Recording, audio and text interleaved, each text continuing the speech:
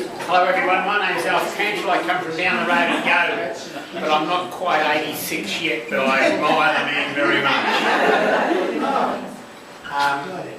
We have started a museum exhibition in Yeoval called the Banjo Paterson More Than a Poet. Why Yeoval? Because Banjo Paterson spent his childhood years in Yeoval, born in Orange, but spent a lot of time in Yeoval at a property called Buckenbar.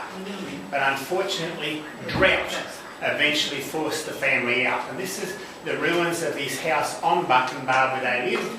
That unfortunately is all that was left. The railway smashed it to pieces to get ballast when they built the Molong to Dubbo line.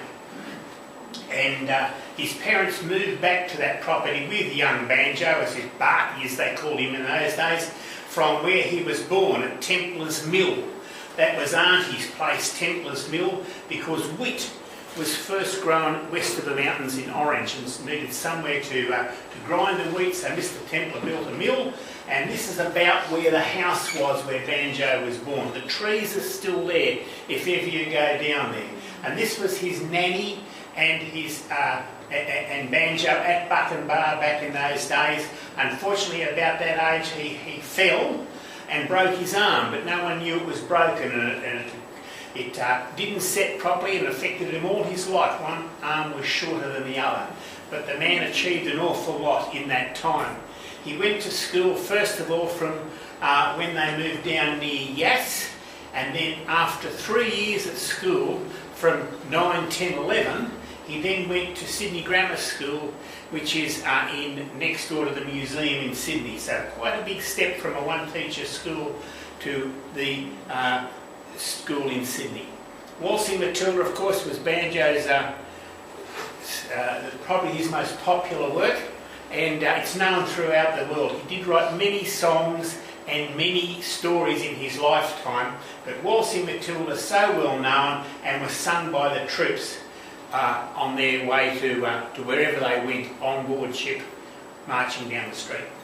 But he went with Mr Arnott.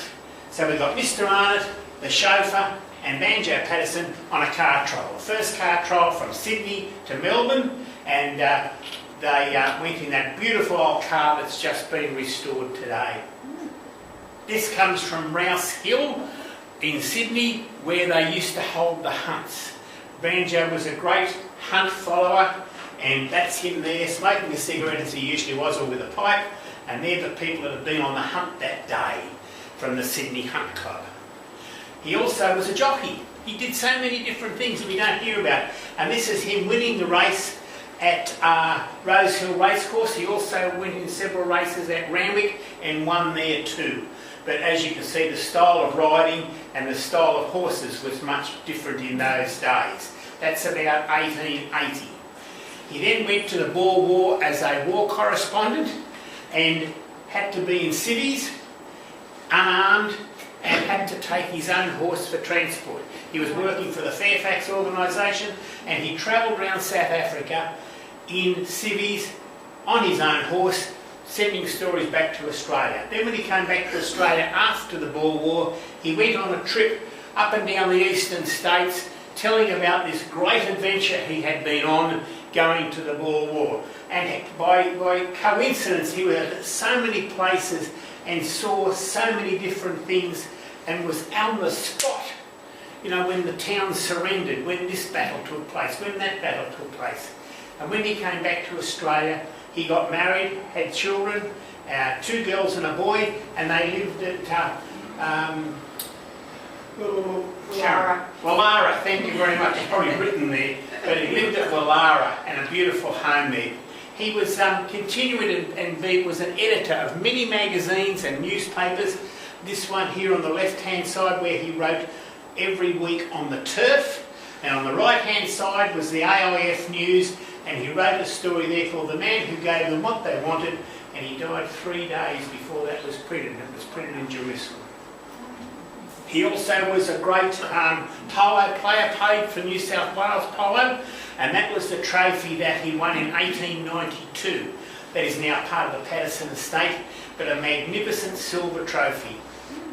And of course, as it says there, the horse was called the Shifter. When he went to the Second World War, he couldn't get a job as a war correspondent. He was too old. So he raced across into France, wanting the adventure, got onto the front line, joined the French Red Cross, and drove a horse-drawn ambulance. And that's the conditions you can see, appalling conditions, but he was working with horses again. He then came back to Australia and joined up, had to put his age back, and became a major. And that's our major's uniform in our exhibition.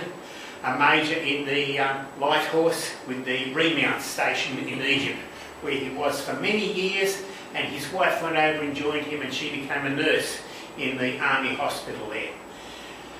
Remount horses were used for many things. You may think of the light horse as being just men with swords, but of course horses in those days were used for everything.